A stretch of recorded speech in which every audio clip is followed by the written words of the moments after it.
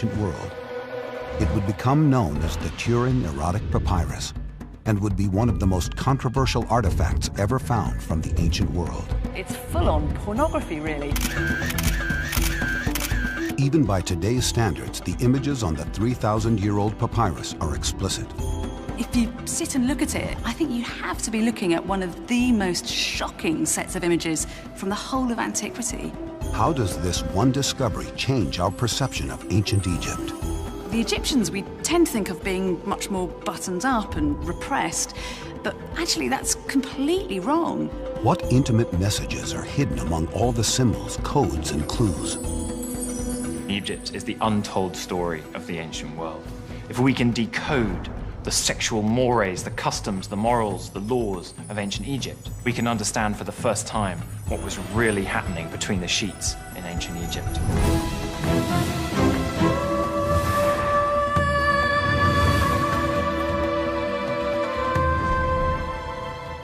Turin, Italy.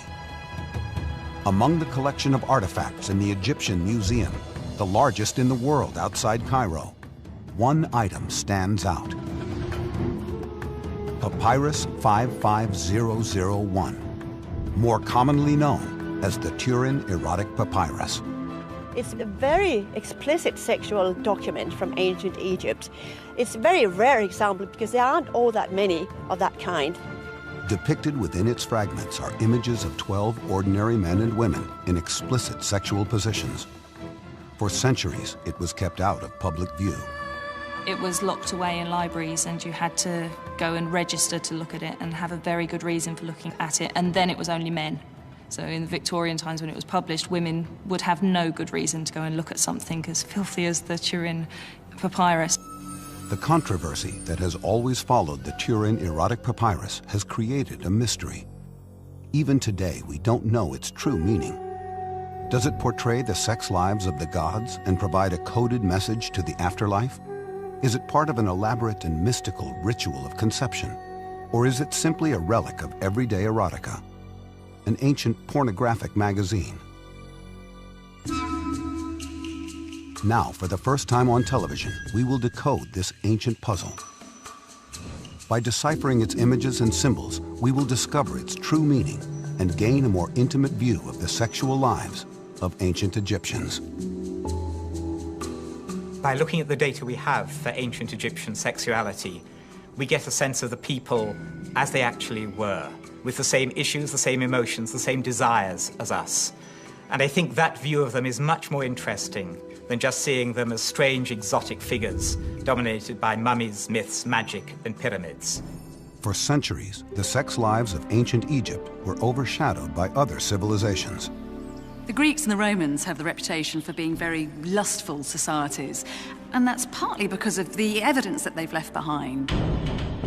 We see orgiastic scenes on their dinner services or bestial action on tombstones. The full view of ancient Egypt was obscured. The ancient Egyptians were a very sensuous, sensual society. For an ancient Egyptian, it was very, very important that you were an actively sexual creature. It was a cover-up, aided by historians themselves. Sexual artifacts recovered from ancient Egypt were often subject to censorship. We've lost some of the sexuality from the ancient world. In Italy, for example, the popes decreed that all genitalia should be covered up with fig leaves. And in the Victorian period as well in the UK, this was not something which people wanted to see. One such example is the mutilated statue of Min, the Egyptian god of fertility, kept at the British Museum. Significantly, the statue is missing one important item. During the Victorian era, the penis would be removed in order to save the blushes of people visiting the museum. There's also another example of Amun Min, but on a wall inscription. In this case, Min's penis could not be removed. He had to be censored in a much more amusing way. In the Petrie Museum, the penis was covered up with the museum number, nicely put over it, again so that no one would actually see such a disgraceful thing in the public eye. Even today, some sexual images are kept hidden from the public. Close to where the Turin erotic papyrus was discovered on the west bank of Thebes, there is an archaeological site, 3,000 years old, kept secret from thousands of visitors nearby. It contains one of the earliest slanderous pornographic images in history, and it remains concealed in a cave. Not simply due to the nature of the image itself, but because of whom the image is thought to depict: Hatshepsut, one of ancient Egypt's few female rulers. It's possible that it's the oldest piece of sexual graffiti in the world. It's certainly not the oldest image of people having sex, but possibly the oldest piece of graffiti showing this kind of act. The drawing is located on the site of a temple in honor of the queen. Creating such a sexually explicit image would have been dangerous for the artist. An image of the queen in a sexual position was a serious no-no, for sure, and would have been something that had to be hidden away, something that the person would probably get in serious trouble for if they were found out. Due to the controversial nature of this graffito, few academics have accessed the cave. For this program, we have been given permission to investigate this unique archaeological site.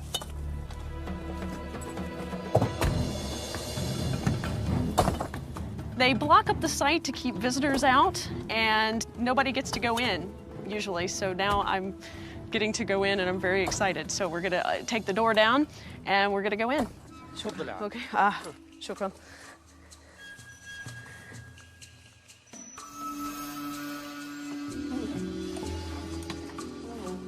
Wow. Oh, wow, this is something. It is not known who cut the limestone cave, but it is thought to be one of the craftsmen from the Valley of the Kings, who may have decided that it would be a good location for his own tomb. For a number of years, Liz has wanted to access this remote site. Wow, this is fantastic. Oh, yeah. I've only seen it in books, and it's really good to see it in real life. This graffito was probably created by one of the workers from around this area, so probably a tomb worker or even a temple worker. The graffiti shows what appears to be Hatshepsut being taken from behind by who they think could be Senenmut, her steward and possible lover. Details of the drawing provide clues to its significance. You have the male behind a female, and it's believed that it might be Senenmut and Hatshepsut because we have here the headdress.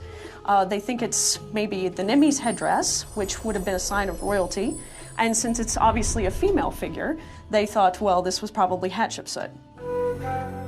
Why would someone take the enormous risk of portraying a royal figure in such explicit terms? This was the artist's way of showing his distaste at the fact that they did have a female king. It went against the laws of Ma'at, it went against everything that Egypt stood for. The graffito offers a new view of the Turin erotic papyrus.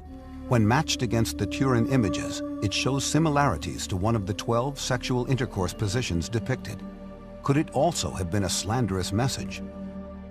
The graffito does provide an uncensored glimpse of everyday life in ancient Egypt. It seems like it's a unique window into the world of the tomb workers that lived in this area and their concepts of sex in a completely different way than they were allowed to show in the temples and tombs, because they spent most of their time really showing things that only were part of this idea of decorum.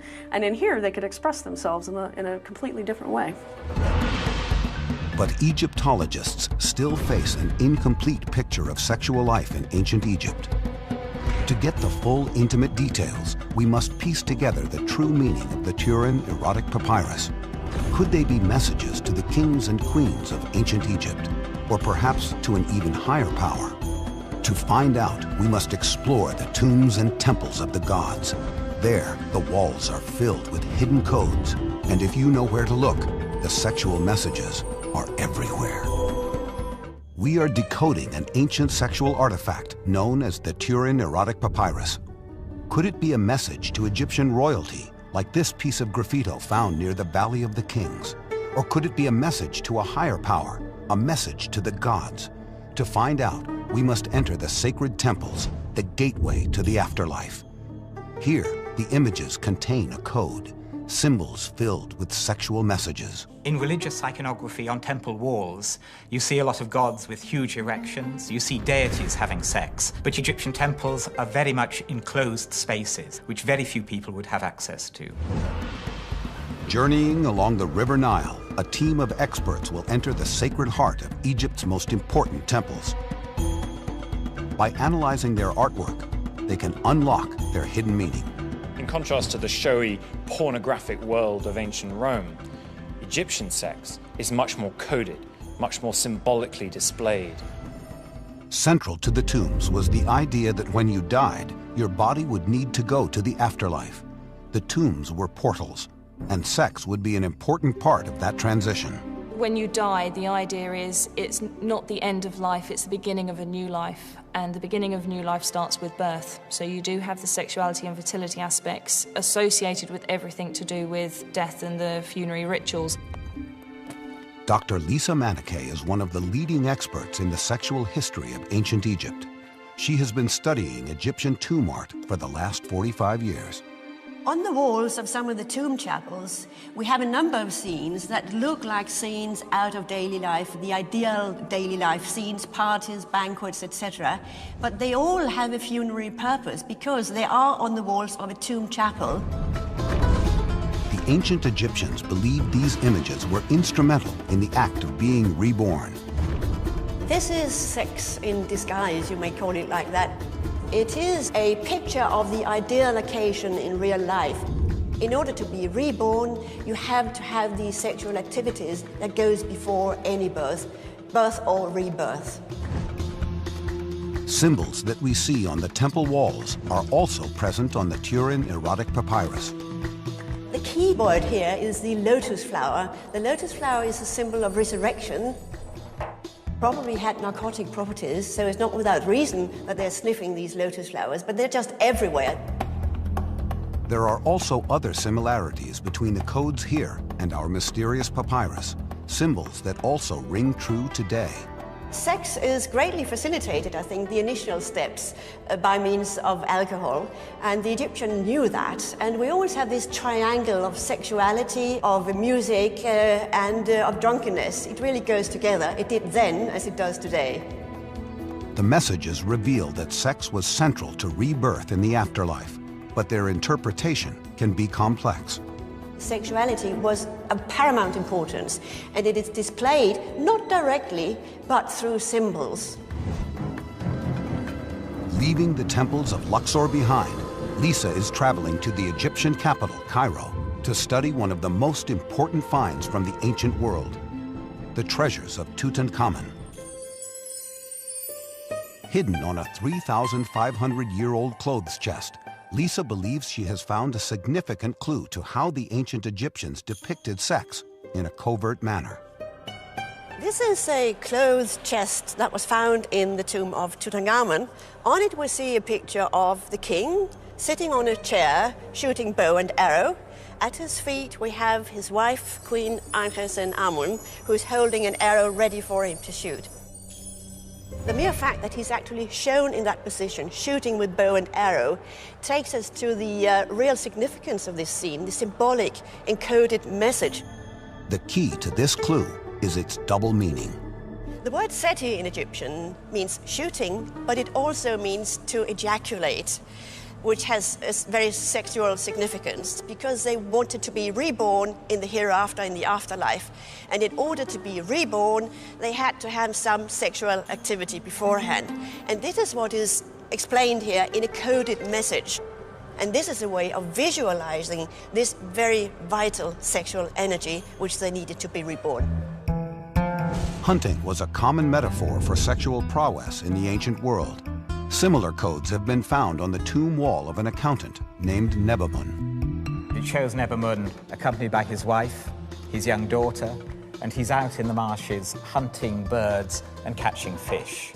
And it is also, of course, an intensely erotic scene to the original audience's eyes. Traveling through the marshes is known to be an ancient Egyptian euphemism for having sex. All of these overtones of fertility, productivity, sensuality, all combine in this image to suggest how Nebamun will be reborn in the eternal life, how he'll continue very much as a sexual, sensual being. Could the Turin erotic papyrus have been a link to the afterlife? Could it have been a coded message to the gods?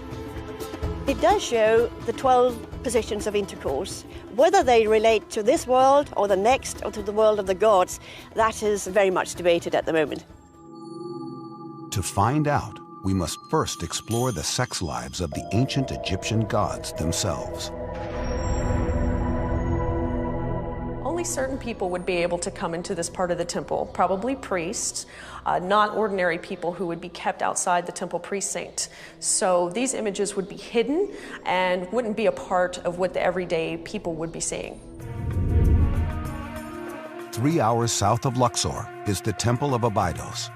Hieroglyph symbols provide clues that sex was important to the ancient Egyptian gods.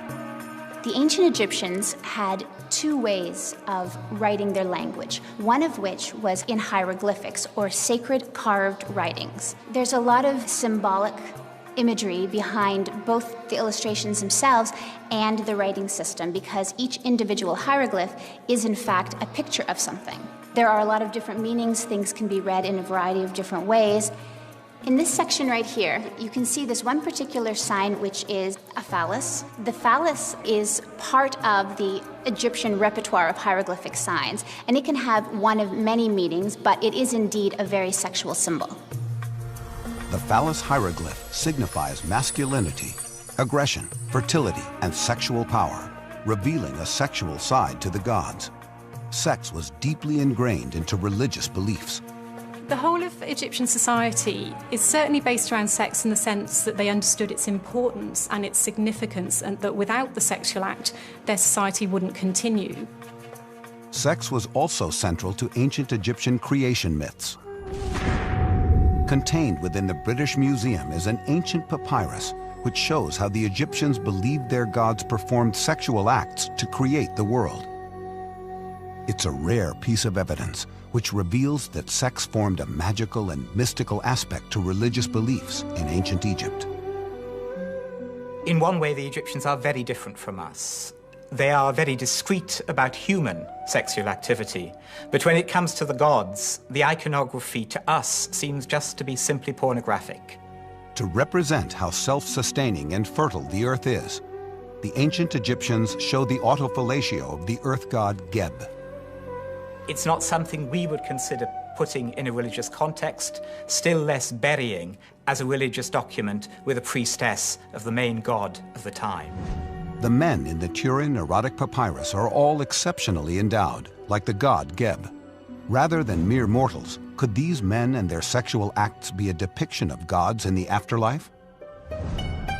To investigate further, we must go into the temples of Abydos. Deep within its chambers is a phallic symbol linked to the story of Isis and Osiris, a mythical tale of life and rebirth. We're going into the chapel of Ta Sokar, and there's a few really interesting reliefs that are located here that show the god Osiris.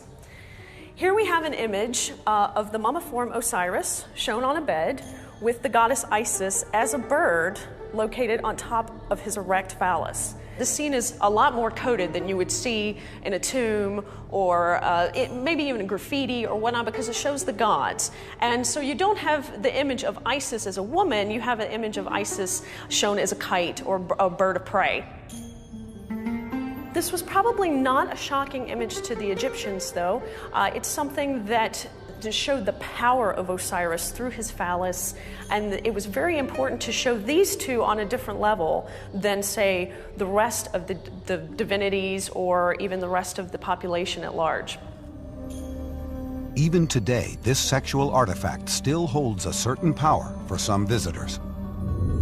The site attracts women to the temples who are in search of the magic of the gods to help them. The phallus has been either chipped out, it's been touched, guardians come in, people come in and want to touch it and kind of be part of this power. Even today, people go into temples and want to be part of this fertility that could even make them pregnant in modern day times. So the coded symbols and graphic depictions were not just a way to be reborn into the afterlife. They were linked to fertility in everyday life and the act of sex itself. For some, this would all be revealed, all take place in a dark, intimate room called the Bes Chamber. The Turin Erotic Papyrus offers a shocking but cryptic image of sex in ancient Egypt. To understand its meaning, we are decoding other sexual images from the era. They reveal that sexuality was connected with the gods and helped the transition into the afterlife. But how did this affect ordinary Egyptians in their everyday lives? For the ancient Egyptians, sexuality was very much just a part of daily life. From the few settlement sites that we have, we can see that they lived in fairly small houses and would have lived on top of each other, quite literally. So the sexual act would have been fairly visible to all the family. Sex, conception, and fertility were closely linked with the gods, with one god in particular. Bes is the god of fertility. He is the protector of pregnant women. He's the protector of young children. How did ordinary Egyptians trying to conceive interact with the god Bes? A fascinating new site may provide intriguing answers. It is situated 22 miles south of Cairo in Saqqara, which is also known as the City of the Dead. At Saqqara, there are the so-called Bes chambers, 4 little rooms decorated with figures of Bes and naked women on the walls. Mystery still surrounds this incubation, or Bes chamber. These chambers seem to have been used by people who were having trouble conceiving. Perhaps they came there to sleep the night in the chamber and to go away expectantly hoping to conceive. Perhaps they came to receive advice from the priests of the god himself. Bes is first and foremost a deity connected with everyday life. He was considered to bring good luck and prosperity to married couples and their children. He also played a vital role in the ritual of childbirth. Childbirth is always a dangerous time, and so various rites have to be performed. And certain gods are really dedicated to watching over the new mother and the new child, such as Bes. There's also a sense he's the household familiar. He's a bit of a comic character. The mystical rites that surrounded Bes were also important in warding off evil spirits during childbirth. In the Manchester Museum is a unique Bes mask, which may have been worn during childbirth by a priestess. This mask may have been worn by a dancer who would have been involved in a ritual, some kind of ritual dance to protect the household and protect the women. As well as ritual masks, priests would also use magic wands in the process of childbirth. They were used to maybe draw a circle, protective barrier around the mother and child, doing a ritual like encircling you to ward off evil and to keep goodness in, might actually be a very comforting thing for the mother in labour. Bes is also believed to have a more erotic charge.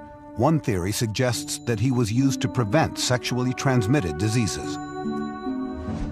A mural has been discovered which shows Bes tattooed on a young Egyptian woman.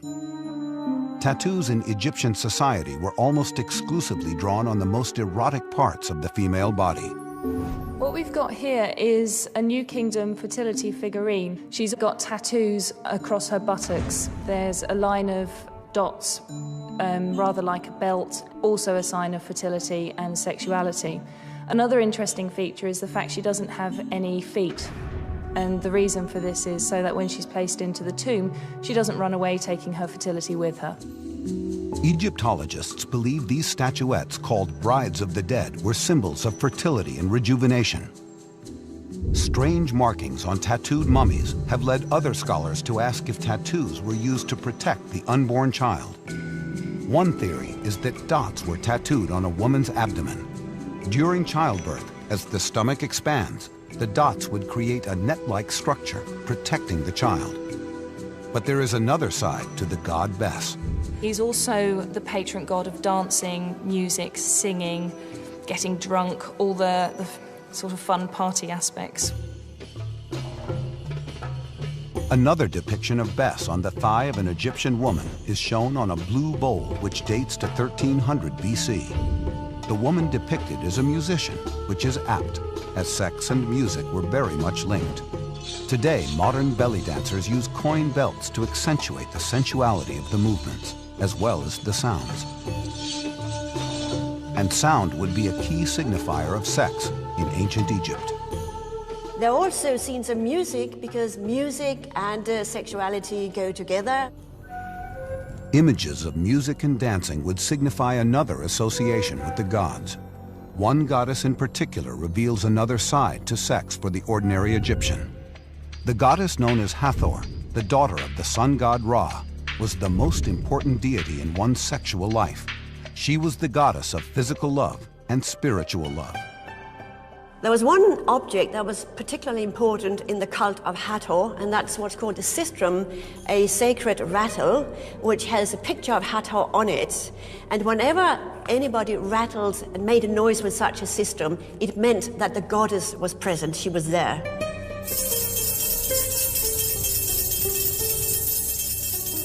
Could this sound have heralded a sexual act? We see in many tomb scenes dating as far back as the Old Kingdom, where there are scantily clad women who are dancing and shaking these sistra as part of a ritual celebration. The coded references on the temple walls between sex and music are mirrored on the Turin erotic papyrus. Via our reconstruction, we have also discovered a sistrum on the papyrus, suggesting that the goddess Hathor is present in the sexual acts being carried out. The gods and their rituals were seen to aid fertility and ultimately the physical act of sex. But how did ordinary ancient Egyptians feel about sex? The Turin erotic papyrus provides a startling glimpse back 3,000 years. Through exploring the daily sex lives of ancient Egypt, can we unlock its graphic images? We know that some sexual images are connected with the gods, and others with the rituals of fertility. But could the Turin erotic papyrus have simply been ancient pornography? To find out, we must first understand what the ordinary Egyptian considered erotic. To do this, we must return to the site where the erotic papyrus may have been discovered. It is an important settlement that was occupied by the workmen who built the Valley of the Kings. Known as Deir el-Medina, it has provided key evidence for unlocking some of the mysteries of ancient sex. At Deir el-Medina, we get a sense of the smut, we get a sense of the adultery, we get a sense of how people thought and felt about sex. Sources recovered from the village indicate that as many as 100 individuals lived in the community for much of its history. Here we are, high above the village of Deir el-Medina. Over on the other side of the mountain is the Valley of the Kings. And not only do we have the village here, but we also have the tombs of the workers who went to work in the Valley of the Kings to excavate and decorate the tombs. These construction workers and craftsmen left clues. These workers were on a 10-day week, so they'd go off and they'd do their jobs, clearly building up a bit of sexual tension over those 10 days, and then come back and release themselves on their women. So what you don't know is whether this is a kind of archaeological record of the actual sex lives of the workers, or whether it's a kind of fantasy of this is the perfect sex that you'd get after that long 10-day week. The ancient name of the site was Set-Mat, the place of truth. It came into existence in the reign of Amenhotep I, perhaps sometime about 1520, 1510 BC, and it existed for over 400 years. It is now viewed as a microcosm of Egyptian society. You would find people who were extraordinarily literate because they were scribes and artists. So compared to other villages all over Egypt, this is a very, very special place. The site has yielded a wealth of artifacts and texts that provide vital information about the way these people lived and how they viewed sex. This papyrus has survived from the late New Kingdom period in around 1500 BC. It reveals the sexual antics of an artisan. It describes him sleeping with a married woman and her daughter, who is then passed on to his son. And there is no site which provides as much information on daily life in ancient Egypt as this site does. The site provides so much lasting archaeological information simply because the area surrounding the Valley of the Kings consists of limestone. This provided the workmen with shards of rock that they could use as sketchbooks. In Deir Medina have been found lots of flakes of limestone with wonderful drawings on them, which the craftsmen sat and did while they were having their time off when they are not working over in the Valley of the Kings. Known as ostraca, thousands have been found. They have been proven to be fascinating and important slices of ancient history. This is a small flake of limestone from the village of Deir el-Medina, and on it there's a doodle, a cartoon, done by the workmen who decorated the tombs in the Valley of the Kings. And it shows a man having sex with a woman, and beside it there's a line of hieroglyphs, and she's saying, "Calm now is the desire of my skin." And it seems to be a sort of parody of the religious scenes you see on temple walls.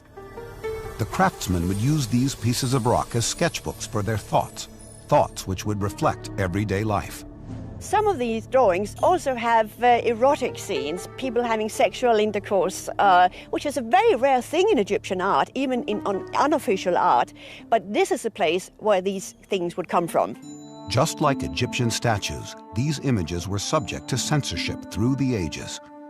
Today, only a few remain on display to the public. Hidden in a corner of an old cabinet in the Cairo Museum is a sexual representation that is both shocking and beautiful. After persuading the museum, we were allowed to show this 3,000-year-old sketch on camera. Here we have some ostraca from Deir el-Medina, from Luxor. And ostraca, it's a Greek word, means like shell or limestone flake. And actually on this ostraca, the ancient Egyptian worker from Deir el-Medina had sketched some of the daily life activities, like showing animals, showing kings, showing, even relationship between man and women.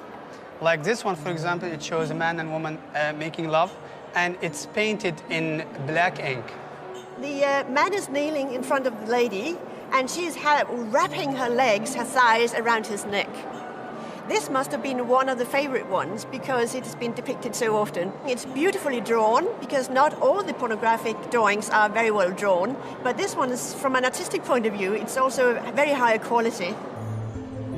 We begin to see a more common view of erotica in everyday life. From another image recovered from Deir el-Medina, we see a young woman wearing see-through clothes, a recurring image in Egyptian society. When they represent women in linen garments, and they wear long linen garments in the New Kingdom, they create the impression that you can see through the linen garments, which of course you couldn't.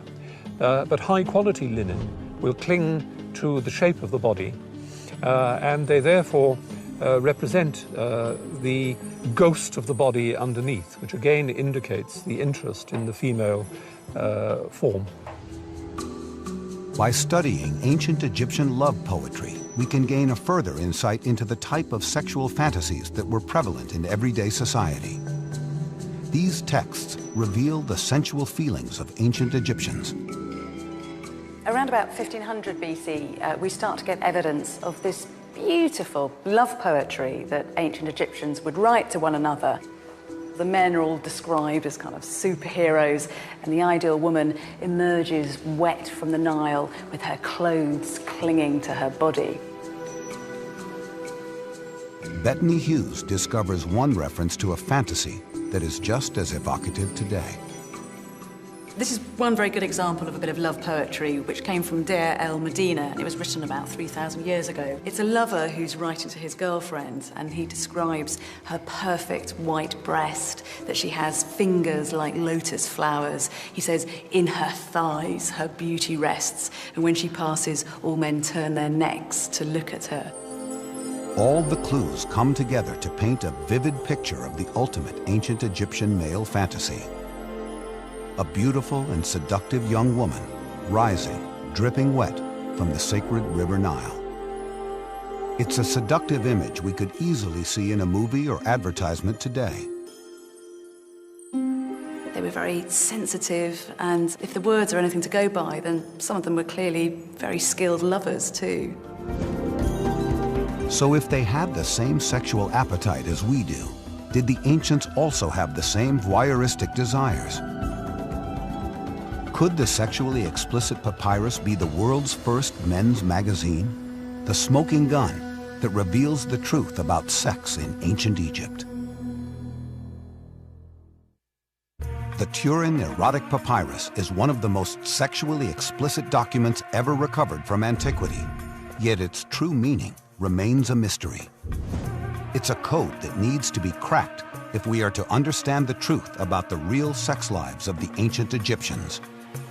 The Turin Erotic Papyrus is a document which some Egyptologists get very po-faced about. They're clearly deeply embarrassed about this sort of thing. But the plain fact is that the ancient Egyptian approach to sexuality was a great deal more relaxed than the attitudes that we find in current monotheistic societies. For much of its history, it's been kept under lock and key. The previous curator at the Egyptian Museum in Turin placed a table in front of the artifact so that no one could stare deep into its surface. We have been afforded unique access to film the papyrus. Historian Bettany Hughes has been fascinated by this artifact and is intrigued to see the object up close. It is a shocking revelation for her. What I'm looking at is completely unique in the world. There's nothing else like this. And it is a fantastic thing because it's so beautiful, it's so beautifully produced.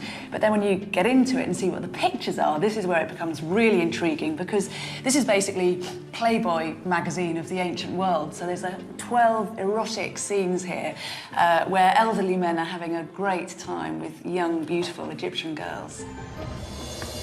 The severely damaged papyrus has not been treated well by time. Although sections are missing, there is enough fragmentary evidence to allow scholars to fill in this ancient jigsaw puzzle.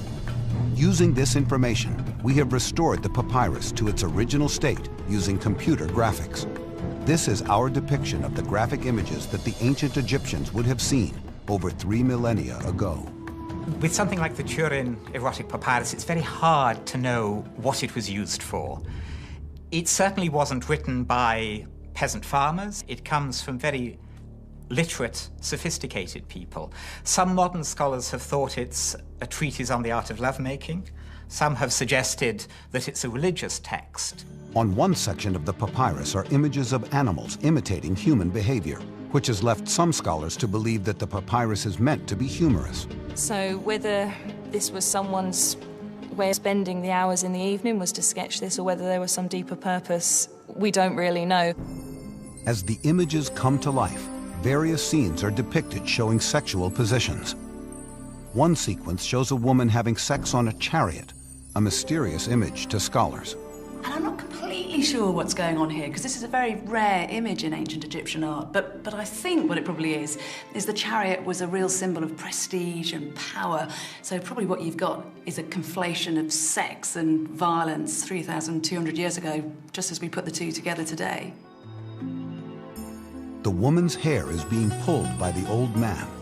Hair was very erotic in ancient Egypt. Hair was one of the most erotic things a woman could have in ancient Egypt, especially in the New Kingdom, the 18th and the 19th dynasty. Most Egyptians shaved their heads, so they were bald as a way of getting rid of lice and other such horrible, noxious, crawling things in your hair.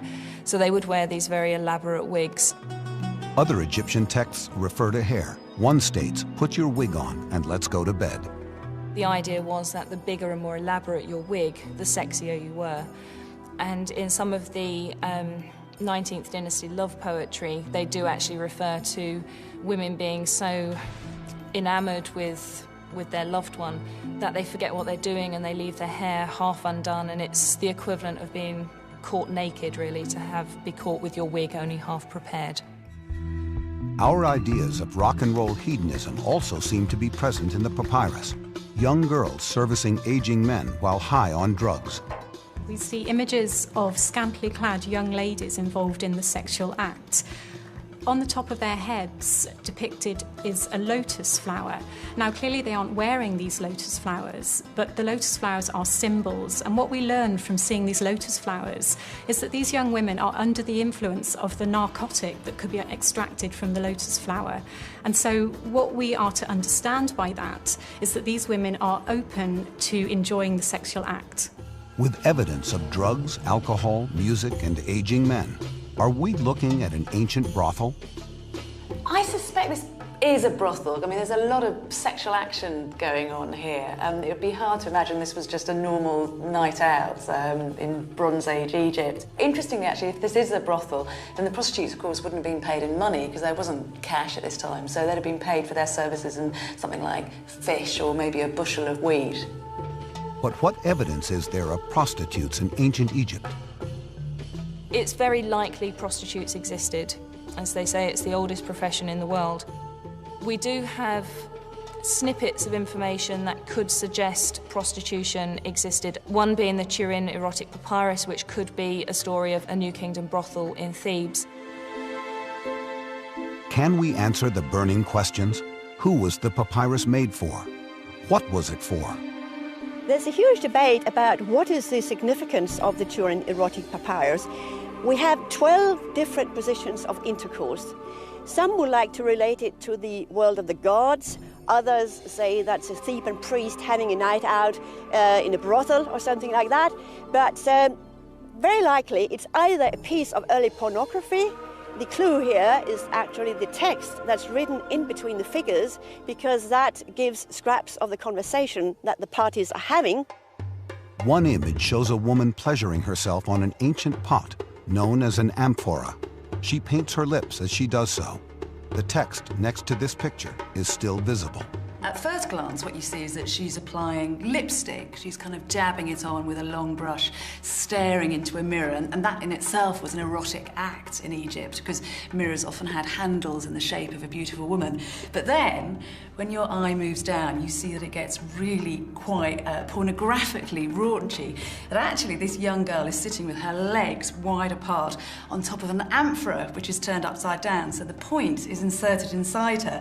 So she's obviously pleasuring herself on this vase, and from the expression on her face, it's working. It's actually very interesting, because what's written here is that she's saying to this old man who's with her in this scene, "You give me nothing, so I've got to resort to this, to the vase, to give her orgasm."